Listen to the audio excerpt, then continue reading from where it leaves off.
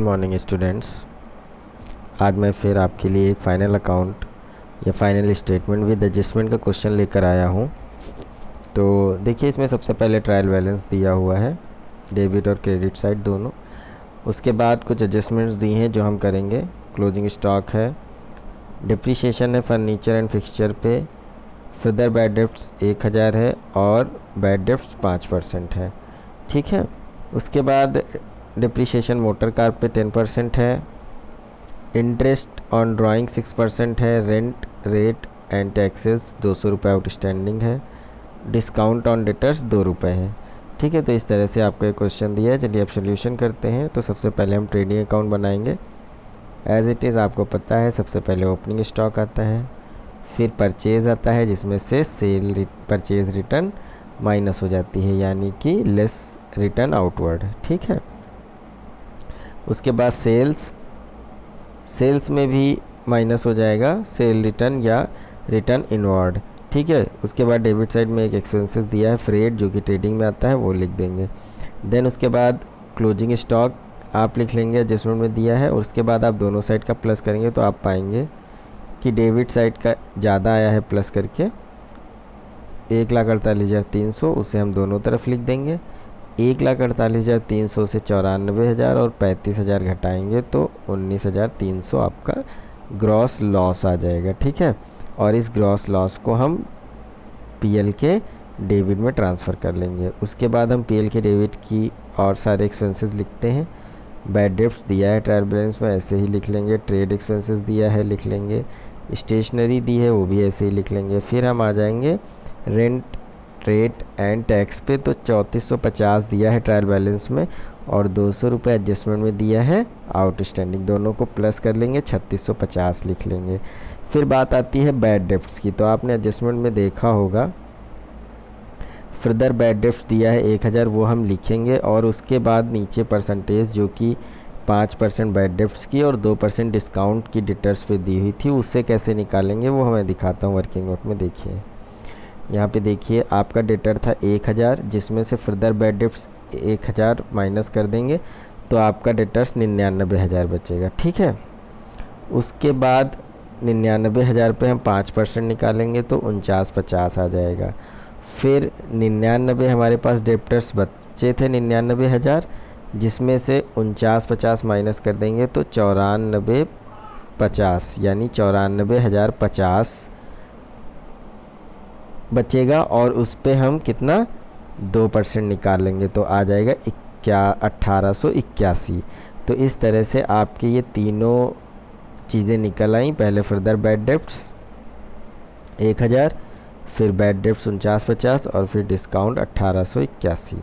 इस तरह से निकल आया। और हम फिर 1000, 49,50 और 1881 को प्लस करेंगे तो 7,831 टोटल बैड डेब्ट्स निकल आएगा।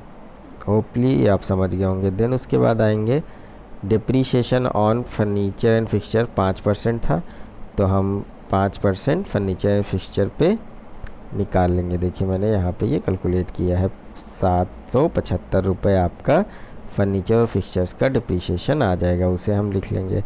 फिर मोटर कार 10% निकालना था, 25,000 की मोटर कार थी तो 10% 2500 आ जाएगा। इस तरह से डेबिट साइड का आपका कंप्लीट हो गया। अब हम आते हैं क्रेडिट साइड।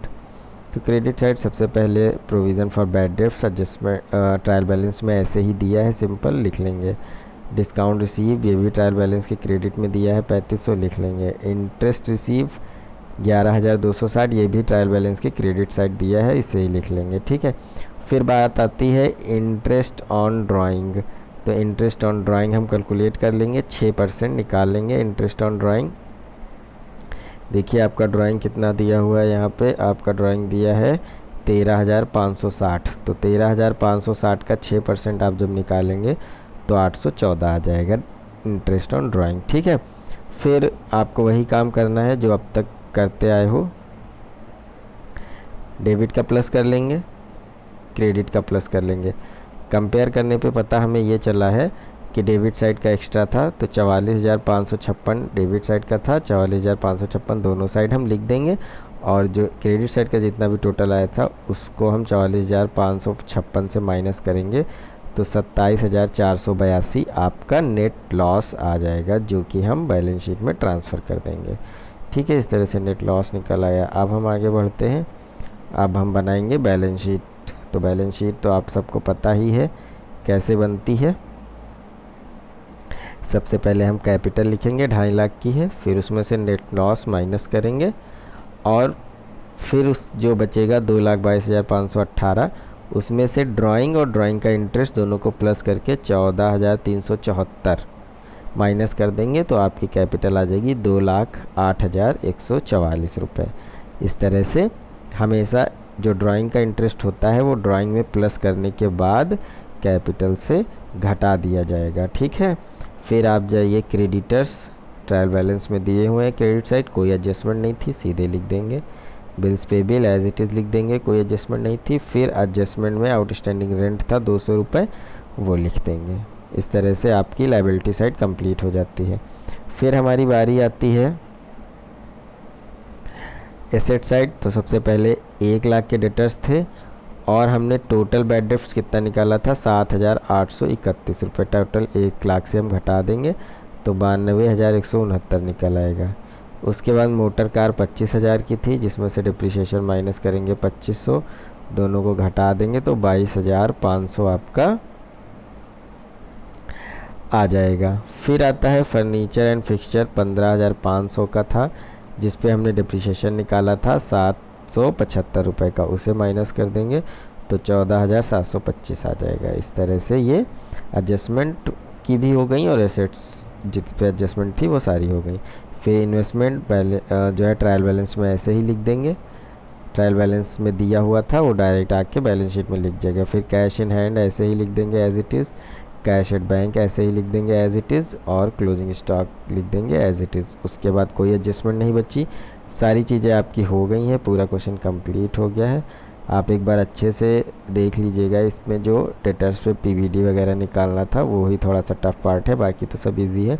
अच्छे से देखिएगा, अगर कुछ नहीं समझ आता है तो मुझसे पूछिएगा, कमेंट करिएगा, लाइक करिएगा और इस वीडियो को जितना हो सके शेयर करिए और चैनल को सब्सक्राइब करिए। आगे भी कॉमर्स से रिलेटेड आपको अपडेट्स मिलते रहेंगे। Good bye.